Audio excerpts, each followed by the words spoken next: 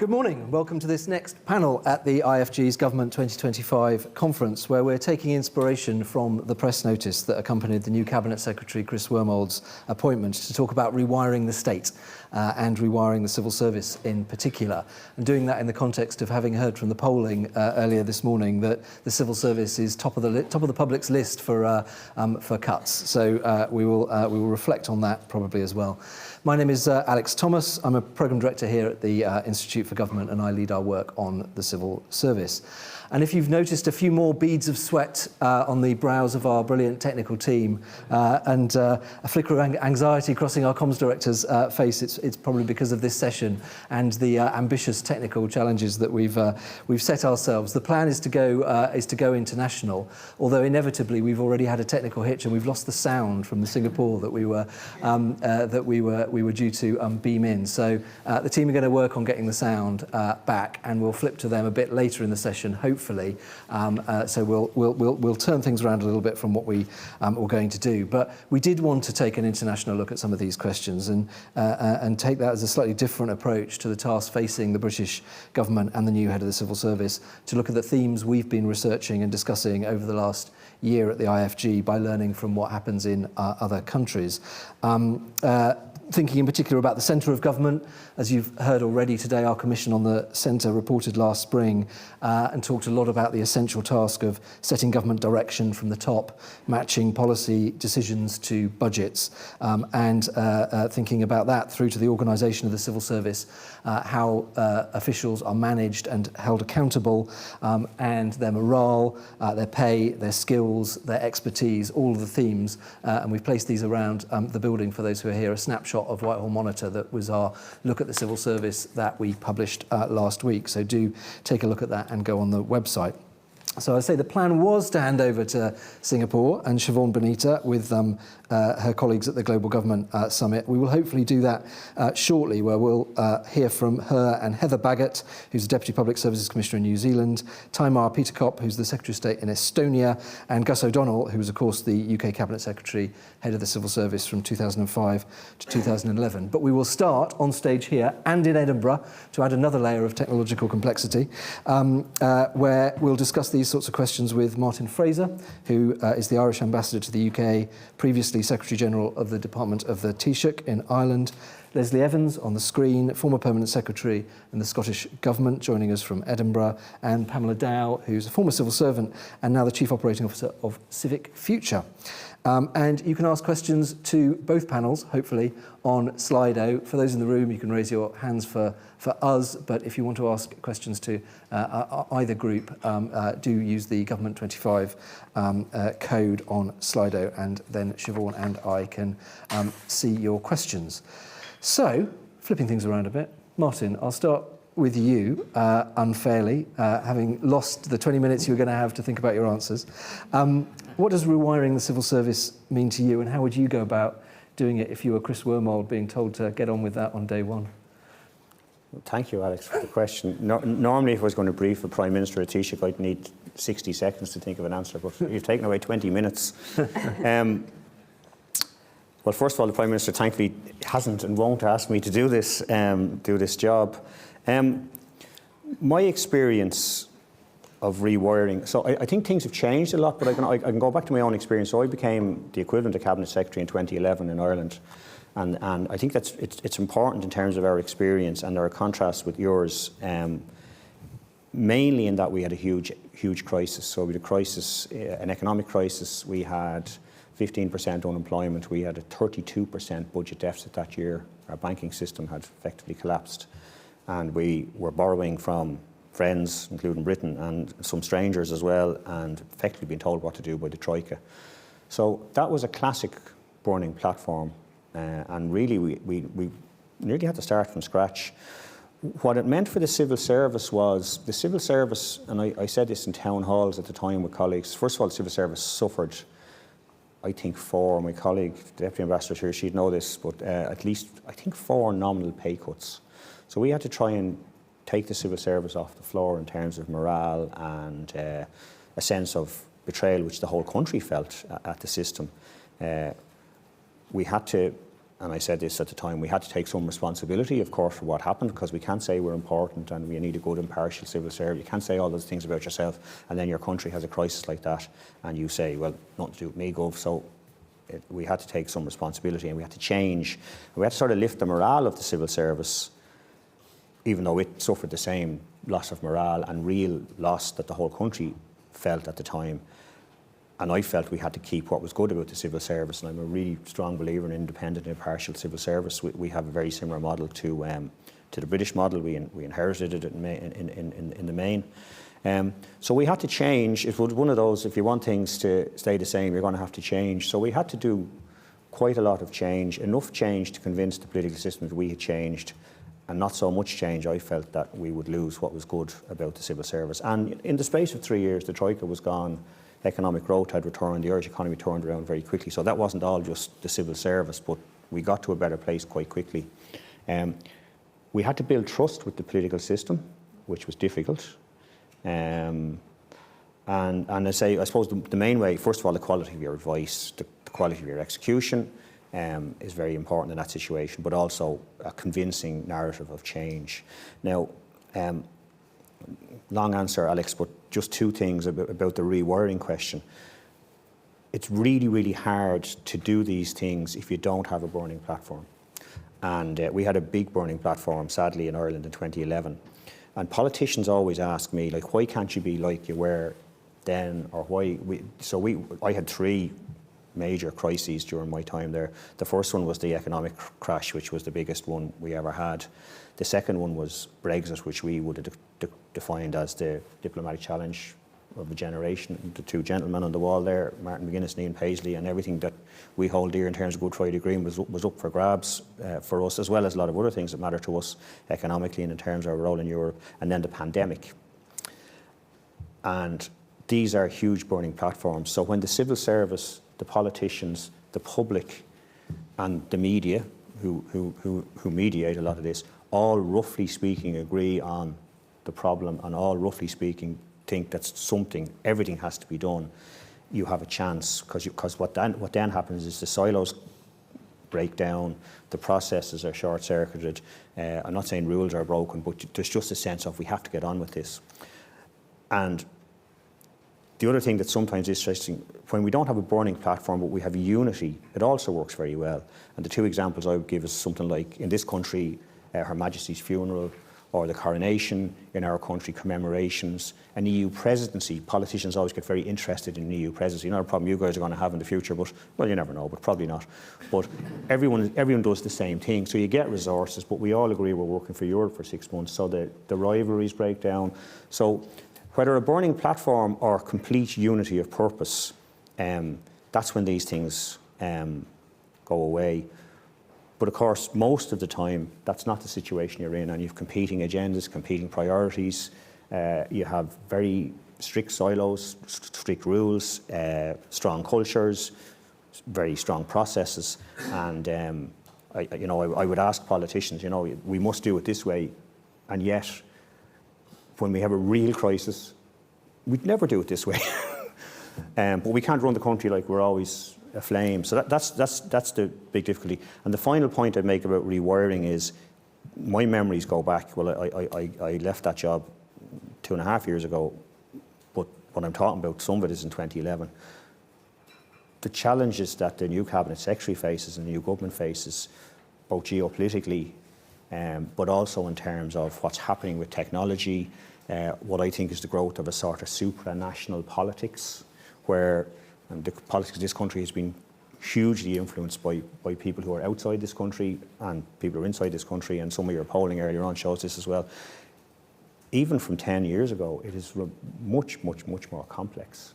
And the ethical issues and the implementation issues and the political issues that this throws up are even harder to do than they were now. So, I wish Chris all the best. It's a very, very difficult job he has ahead of him.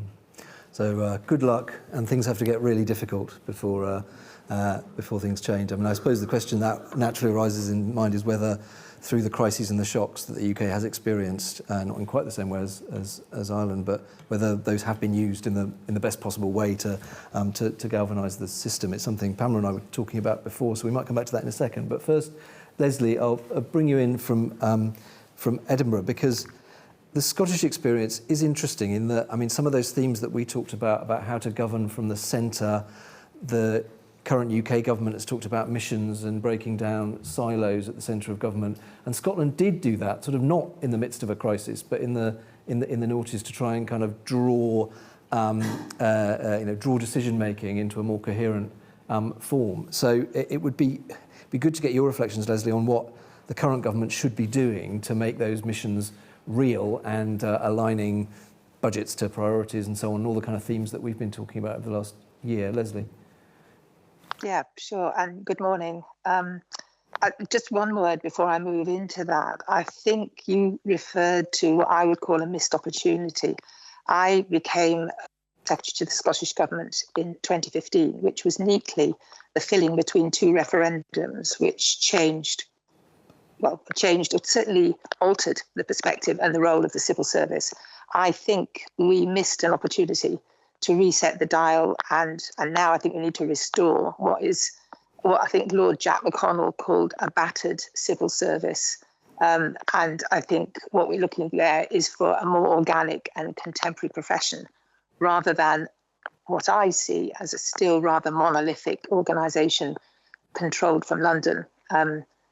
We need to actually explicitly celebrate the diversity of our people in the civil service, but also the diversity of policies, as opposed to talk about divergence of policies. Of civil servants actually serve 4 governments, to use a shorthand, across the UK. And that's a civil service asset, not a UK government problem. But going back more to the meat of what you were talking about there, Alex, we didn't have a burning platform. We had a slow boil, which was started off by the 2 previous civil permsecs to myself, including Sir John and Peter Housden. We did a number of things, and we were focused completely on what we called outcomes as opposed to missions. But I think the learning still pertains, and it wasn't just our national performance framework, but Wales was introducing wellbeing of future generations, and Northern Ireland has since introduced its programme for government wellbeing framework. So I think there's learning across the UK on this. But for us, we did a number of really quick and pretty significant changes. We abolished departments. I'm not suggesting that's something the UK government or Chris is going to find easily, not least because actually most of them are institutions rather than departments. We abolished the centre. There was no centre. Everybody talks about, we'll get some money from the centre. The centre will monitor or set up a unit. We stopped that because we increased accountability. There was a lead person for each outcome. We encouraged a healthy disregard for boundaries, our own and those separating us from other partners. We created a culture of ownership. Outcomes were everybody's job. There was a golden thread between every single person in the civil service in Scotland and beyond in other services and partners, and what the outcome was intended to be. And that encouraged a more collaborative and collective leadership. And we designed what we called a people deal with unions, which made it quite clear what we expected of individuals and what they could expect from us in return to encourage this new way of working. And finally, we got out more, though I think we didn't get out enough, and I think we'll come back to that. But we made efforts to understand better the communities we serve and our partners and the ecosystem they operated in. We tried to hear all the voices and have all the voices in the room, to quote Chilcot. And there was an emphasis on equality, inclusion and diversity in what we were trying to do there in terms of our own civil service members better mirroring and reflecting the people we serve.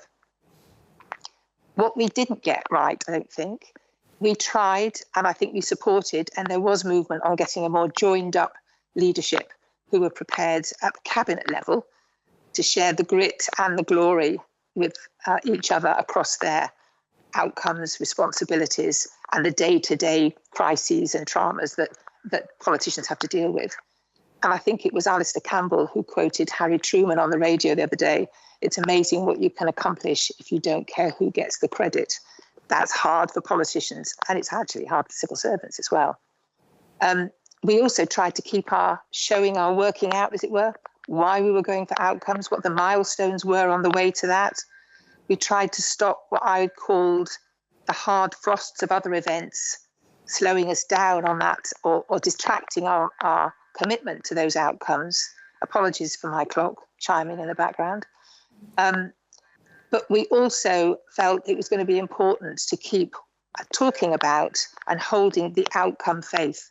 I referred to the National Performance Framework as our North Star every time I spoke to our staff. And it was a bottom-up approach. People needed to understand what that was.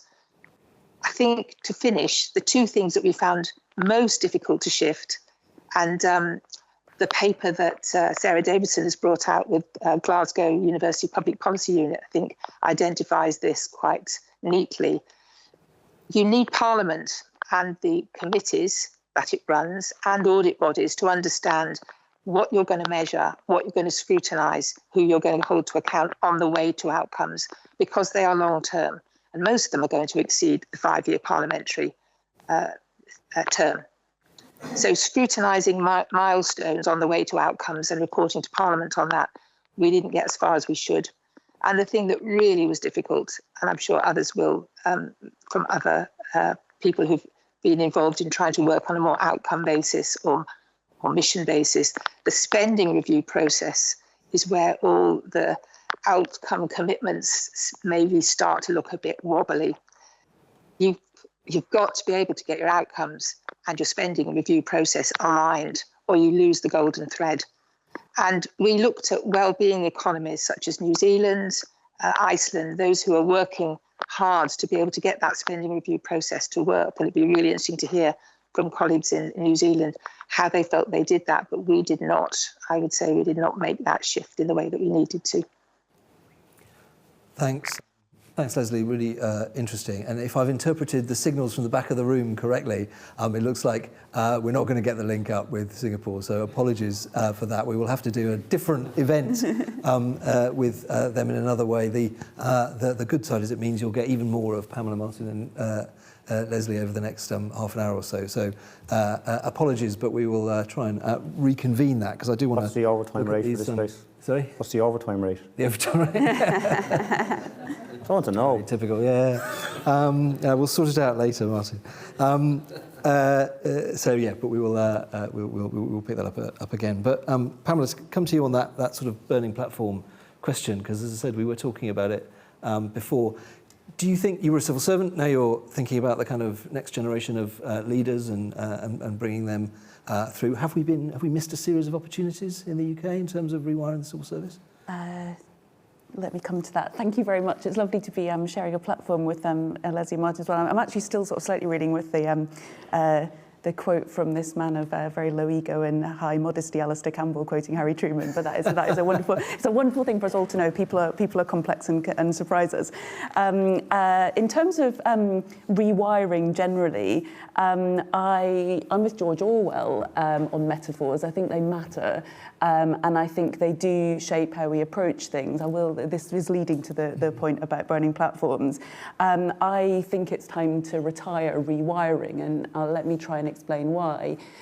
If you have a mental model of the system as a building with wires in it, then you will reach the conclusion that in order to rewire the system around missions, you think of your motherboard, let's call it the Cabinet Office, you create a load of committees, you set up the committees with secretariats, and you put all the the grids in place, and job done, you've rewired the system. But of course you haven't, because the system is 500,000 people, each of them making countless decisions on every day, and you haven't equipped them with the overarching algorithm, you can see where I'm going with this in terms of my metaphor, that allows them to make the decision. You know, if you're in the Home Office and the ultimate mission is reclaiming the streets, you have to know whether you're making a decision whether to put money in detection or whether to put money in prevention, and no amount of kind of motherboard rewiring is going to help you do weigh that in all the decisions you have to make.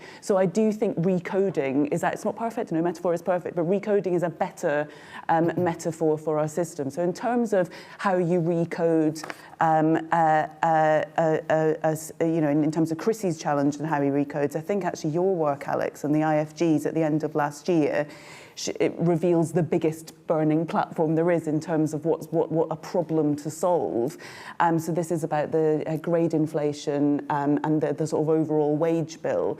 I don't have the numbers in front of me, but I think what your analysis shows is that if we'd have carried on with the same grade profile of the civil service, the overall wage bill would be about, is it £1 billion less? Is it roundabout? Grade inflation is 1.7 billion. Yeah. So anyway, it's been the effort to reduce civil service pay has led, we think, to grade inflation, which has actually cost more in the long run than had civil service pay. So the burning platform for Chris in terms of a workforce, thanks for that, it's always good to have precision, is the burning platform for Chris in terms of the workforce is you've got a more expensive overall workforce, but at an individual level, less well paid. So you've got more money being spent on more grumpy people who are less expert and experienced in their role.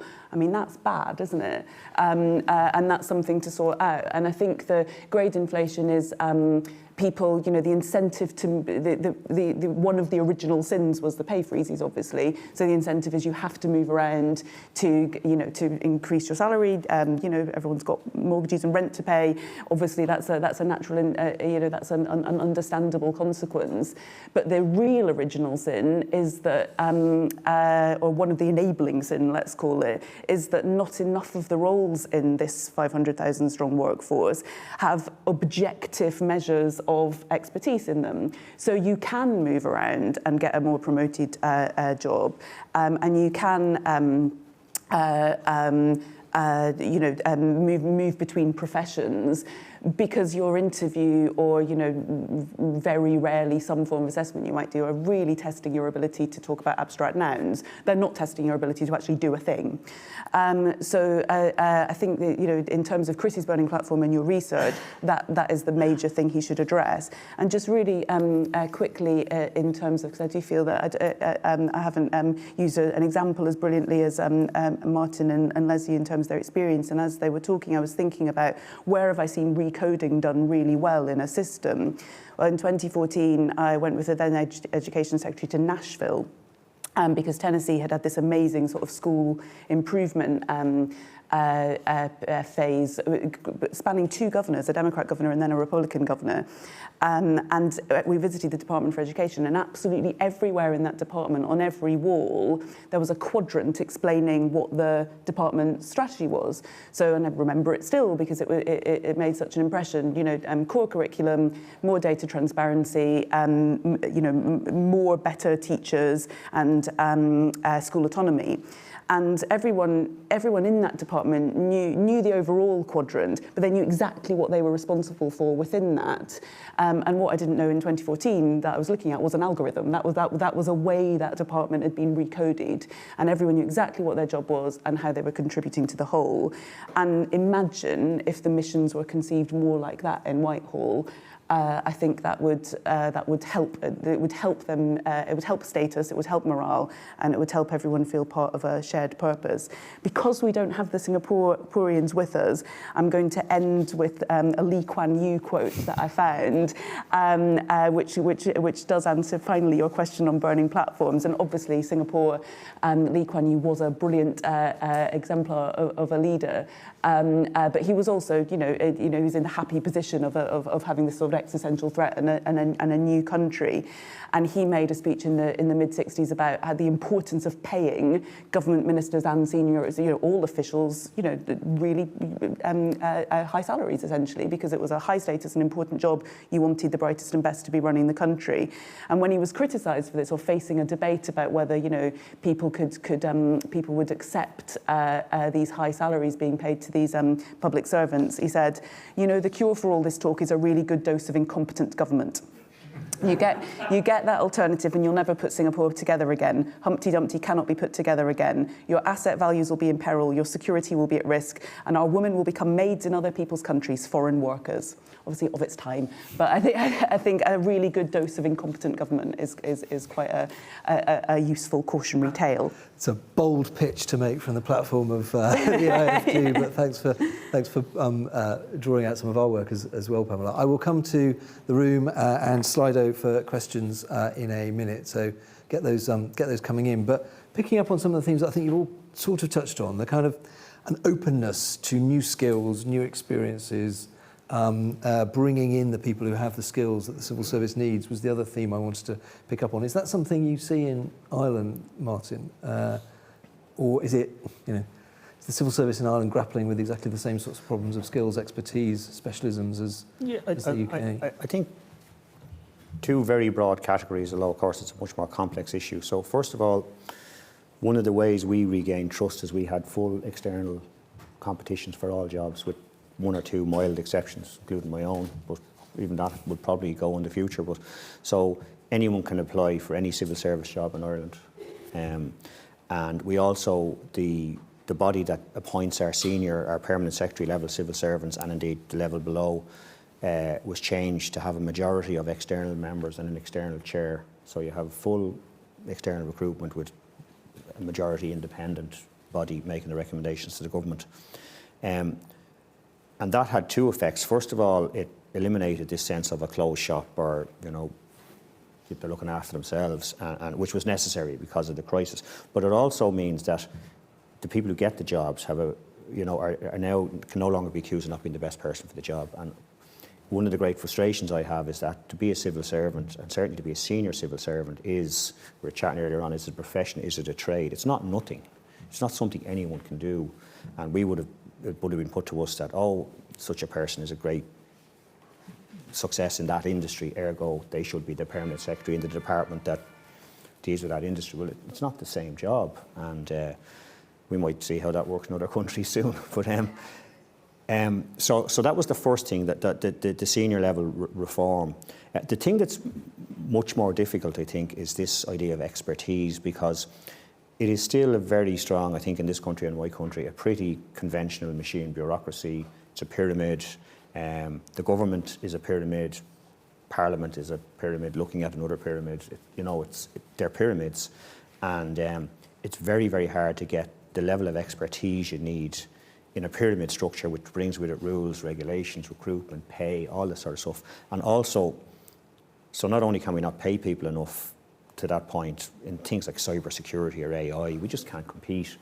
But we also don't have career structures. We don't have, I joined the civil service when I was 16. I mean, no one's going to join at 16 anymore. And if they could, they're not an AI expert. They might be better than me at AI, I suppose. But this is a big challenge, and it falls into the generalist specialist argument. And I'm a big fan of generalists as well, but it's a huge challenge to see how can we get specialists with expertise. And actually, I think Britain is much better than you think you are at bringing people in and out of the civil service. Much like a lot of the senior colleagues I worked with in Whitehall over the years had done time in the private sector. It's much more common in Britain. It's a bigger country, but you do that very well, and I think you need to do more. But this. It is, and this is why I mentioned earlier on, and some of the things that the new Cabinet Secretary faces, like the next 10 years, if anything, there's going to be even more need for really, really expert people in things that a generalist just couldn't get their head around, no matter how good they are. And these type of people, they behave differently, they have different career trajectories, they have different views of what they want from life, and it's something we're going to really have to get our arms around, but it's very, very countercultural to what we've been doing for centuries. Leslie, can you reflect on that from the Scottish experience? Can you? Yes, sorry, my mic was on permanently then. Yeah, I mean, I think we have got better at bringing the outside world in and getting to the outside world. I remember when I was appointed to the civil service as a senior civil servant, I was called an outsider for a long time, and I wore that as a badge of honour. I'm not sure everybody else saw it that way. But I think the problem we do is when we get people in from the outside with different skills, with different experience, we spend a lot of time trying to get them to absorb the civil service skills, experience and ways, rather than celebrating and learning from what they're bringing in that's new. I think we need to be more permeable in that way as a civil service. And I think secondments and those kinds of approaches really help getting other people out. I really wanted to achieve a set of circumstances where everybody who became a senior civil servant had spent some time seconded to another public or business service or enterprise before they moved into the senior civil service. Because until you've been there operating in those kind of circumstances and sitting in other people's, living in their shoes, as it were, you don't really understand what policy in real life feels like. I think we've got to get a much better, more robust performance management system and make people more accountable for what they do. Feedback in the civil service is generally pretty poor. It's a bit limp, and we need to be much better at managing people, not leading them, managing them. I think our middle management in particular is often quite weak and tends to manage upwards. And I think the third thing we need to think about is what does a technology-enabled civil service look and feel like? And that probably is the first thing that Chris needs to start thinking about, going back to the previous question. Thanks, Leslie. Pamela, I will come to you in a second in response to questions, but I want to make sure, given we've got a bit of extra time, we have time for questions from the room. So who would like to ask a question? There's a familiar face, Adam Bolton. Adam. It just got the cue absolutely in that last comment. We've had the metaphor of rewiring or algorithms. I just wonder what you think the impact for reorganising the civil service and perhaps achieving some of the aims of, having fewer civil servants and maybe more money to spend on the human talent, how you see technology and obviously particularly AI coming in here, because, if you're listening to Peter Kyle and the Prime Minister last week, they clearly see this as the transformation of government which they're looking for, yet no one really, none of you, or indeed previous sessions, have mentioned it. Great, thank you. I will take a few at a time, but somebody else, there's another one at the back there. Hello, Andrew Horton, Effective Governance Forum. Thank you again for another fantastic discussion. We quite rightly didn't talk about ministers, but it'd be wonderful to get your perspective. What would be your sort of dream political, not in terms of people, but political leadership? What would be the message that they would bring in to give to you to really fulfil their role as agents of change in order to enable you to rewire government? Really interesting thought experiment. Thank you for that. And one more question, Chris, over there.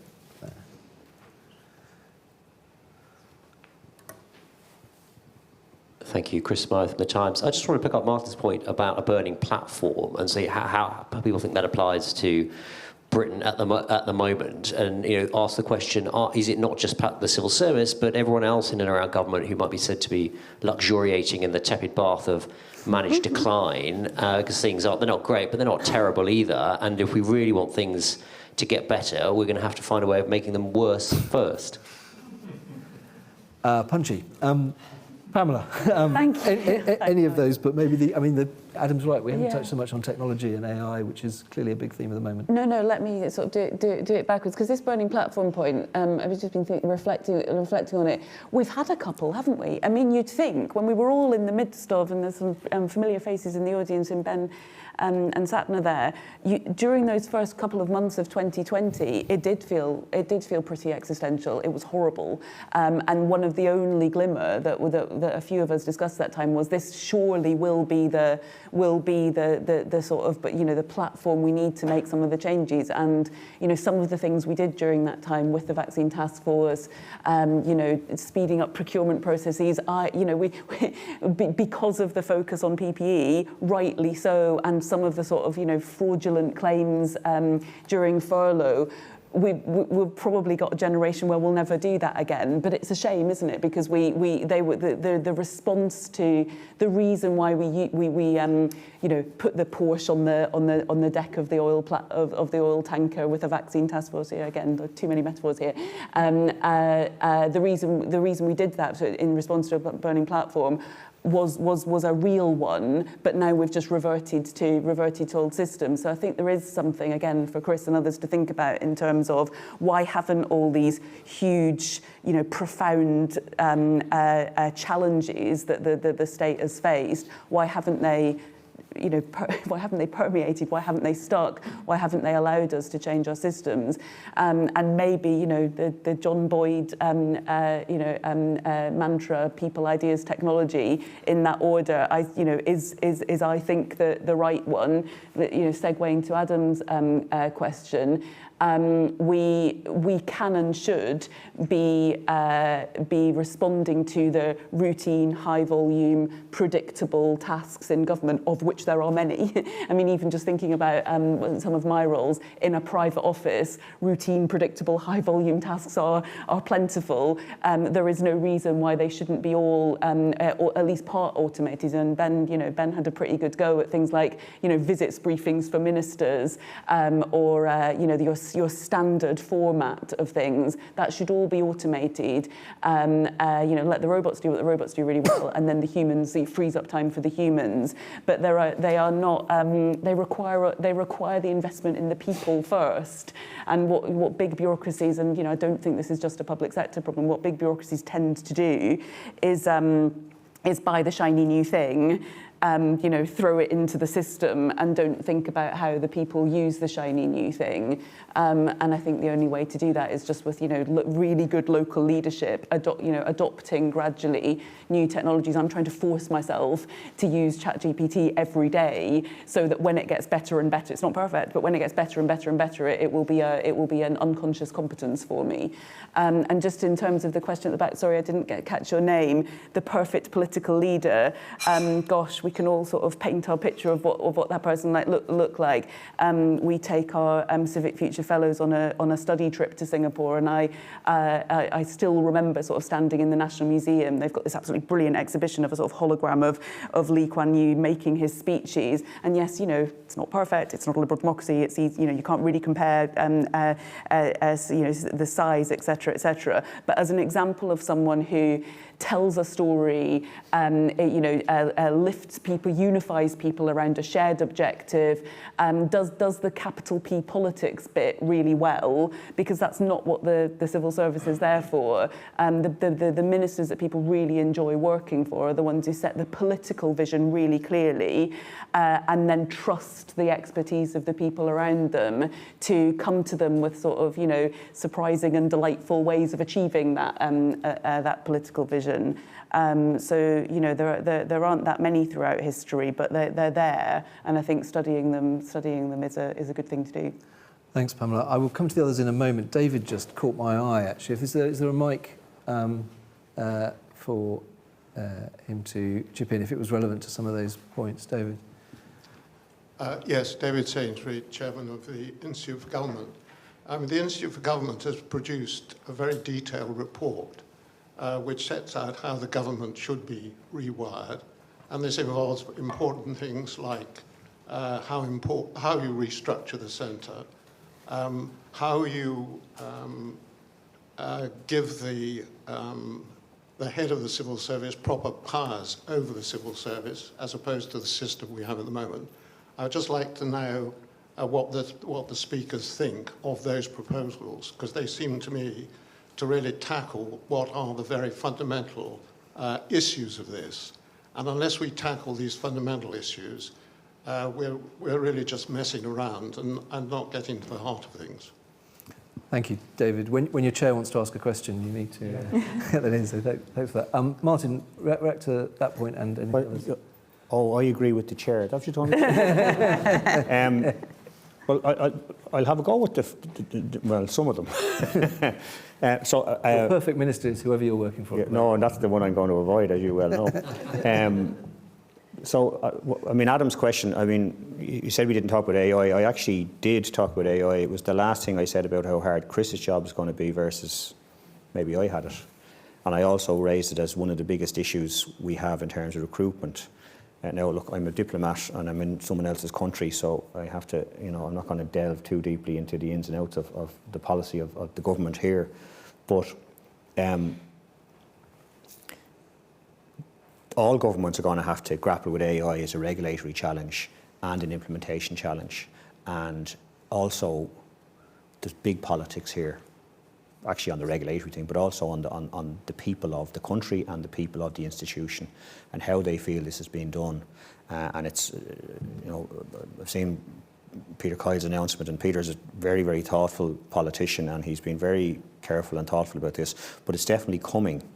And the challenge is going to be to make the most of it in a way that people are comfortable with, both the workers and the citizens, and it can definitely save. I haven't seen, I saw some of your research, Alex, on numbers and all that in the Whitehall Monitor. I'd be curious, I don't know that anyone's ever done this, but I'd be curious to know, there's been huge digitalisation in the last 10 to 15 years, which we've all experienced. The numbers in the civil service haven't gone down, and there's some question there about, what are they all doing, or what are the people who used to be doing the digital? I worked in IT for many years in our Social Security office, and we automated lots of processes, but we still ended up with a bigger civil service. We have a bigger population, we do more services, so this is very complex, but it's definitely something that the government's going to have to get its head around. On the burning platform thing is interesting. We're in a fixed exchange rate zone and we're a small country. Both of those things meant that we couldn't navigate our own way out of this. Britain is a big country, and it has its own currency, and it is a more powerful country than Ireland or other small countries. So the platform can smoulder without,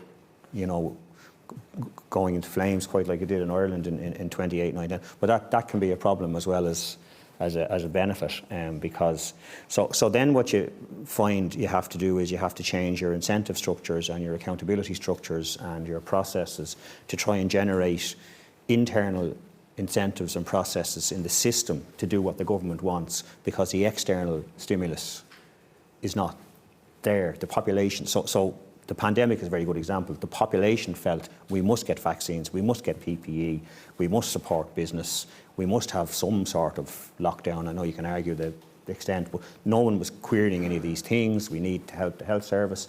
So absent an external stimulus, you get into a really complicated business about what are my processes, what are my structures, what are my legal bases, and in this bureaucracy, everybody's doing their job. And the trouble is that if everyone does their job, the government doesn't necessarily get what it wants. And I think it was Alex or someone made it, or maybe Pam made the point. This point about leadership, they are two very different skills. Bringing the population on that journey and getting the system through that. And everyone's a human being. I would be terrible at making speeches to inspire people, but I'm not bad at doing the wiring of the civil service. But no one can do both. And so what you need is, it's a sort of a safe answer to your question. You need a sort of a very good communications at the political level, allied to very good administration and complete trust and understanding between the two as to what they're both doing. I mean, going back to and finally just on that report, which of course I read, and I spoke to Alex and Jordan and some of the people who wrote that report. I mean, that was always the thing I had to deal with. What is the size? So the size of the centre in Ireland, we have basically the Department of Prime Minister and Cabinet Office. And when I was there, it was 200 plus, and I never liked it being more than 200 people, because I felt once we go over 200, we're doing other people's jobs. And two things happen. First of all, we start doing things we don't know what we're doing. And second of all, other people stop doing what we want them to do because we're now doing it. And it gets, but it's a very, very hard nut to crack. And then also inherent in that debate about the centre, and I'm not again going to comment on British structures or politics, but inherent in that is the tension between the Treasury and the Prime Minister, between the fiscal policy and the politics, and the processes that underline all that, and the power base that underline all that. And I think all democracies we can see face challenges in that dimension. And as I say, it's a matter for you guys how you resolve it, but these are the right places to look, in my opinion, as to where they're quite, not boring, I find them fascinating, but they're quite inside the ballpark problems, but they matter a huge amount.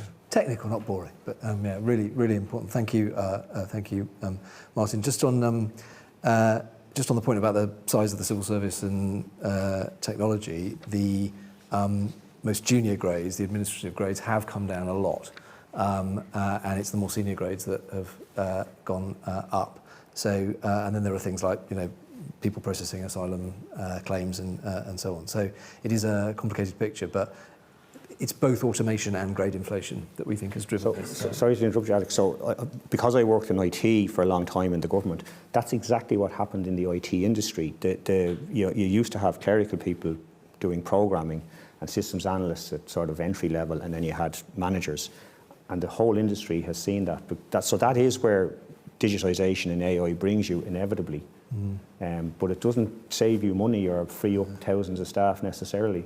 And not in the public or in the private sector. And you need skills to be the person in the machine, which we've been doing a bit of thinking about. But Leslie, I'll come to you now. That point from David about the way the centre is organised, and I think there's a lot to learn from Edinburgh on that. But there's also a question online about, which links to a number of these points, about how we get a broader talent base, more STEM skills into the civil service to enable it to deal with the challenges of modern tech-driven world where delivery really matters. And there's another question about how you can maintain the performance of the civil service while also changing it, which I think is an interesting question. How do you do reform while maintaining service standards and the services to the public? So pick your poison from that. Yeah, and I can't wait to talk about my perfect minister either. Just to talk about the centre, the problem with the centre is it will always grow exponentially. You make a centre and it will just continue to grow like Topsy. And increasingly, it turns to things like marking other departments' homework, which both releases the responsibility of other departments to do what they've been instructed to do, or I'll wait till the centre tells me, and also takes up unnecessary time and extra layers. And unfortunately, in change and reform in the civil service, but particularly when we're trying to rewire, to use the term, but I think recode is a better one, we tend to assume that other people will do it to us. We'll carry on till somebody marks our homework. And we'll also assume that we don't really have to do it because, it's like buses, there'll be another one along in a minute. So I think one of the things that Chris has to do is to be able to fire the engines of the individuals in the civil service to believe in change being possible and change being incentivised. That will require other people coming in with their expertise. It will require us to probably slim down. I think I did mention technology-enabled civil service, just to go back to what others have said, but I neatly sidestepped what that might look like. I do think it's worth bearing in mind, though they're not comparable, but one civil servant working in Wales covers a multitude, as it does in Scotland and Northern Ireland, of areas. The equivalent would be covered by 80 in the UK government. So there is something about us getting the right sizing of what we need. And technology will help us do that, undoubtedly. What can only we as civil servants do?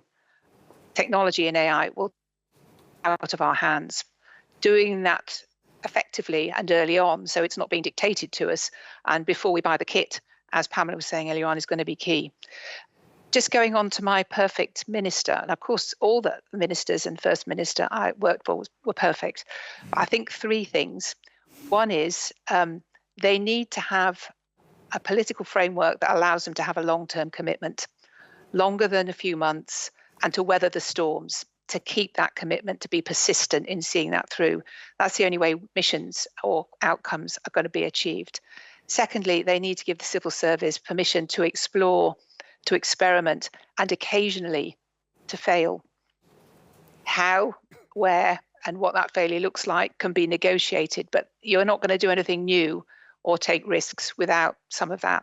And finally, I think they need to be the ones that are explaining to the public what this means for them, how it means things are going to get better, on what time scale, and what can't wait till an outcome will address it.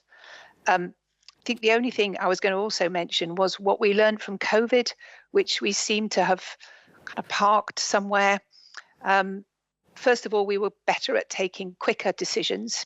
We were less risk averse as a civil service, and indeed, I think politicians as well. And please don't get me wrong, I am not holding up what went on in COVID as being the perfect answer to anything. We all know that we've got a lot to learn from there, the things that we didn't get right.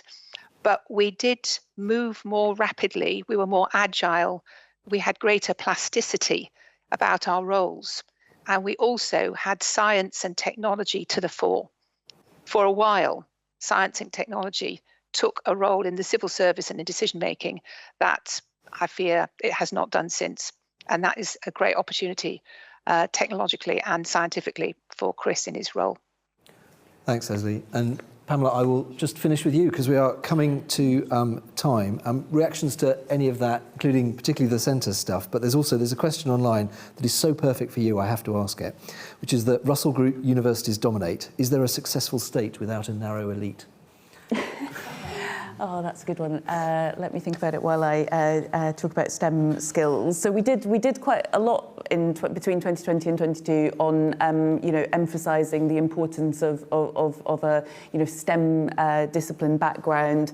I can't remember what the commitment was in the fast stream, but I think it might have been 50%, and I think we stuck to that. And that's not it's quite a rigid way to go about these things, because obviously it's interdisciplinary range you need. It is the ability to think in numbers as well as prose. As to Martin's point, you need to be making good arguments as well as being comfortable with using stats and data. So actually, I'd argue that as well as the sort of importance of getting more specialist STEM skills into the places where they are most needed, you just want to raise everyone's competence. Again, my favourite stat from the last couple of years is the analytical profession did a anonymous survey of the policy profession in government policy professions, about 33,000 people. A set of questions about how comfortable they were using statistics, etc.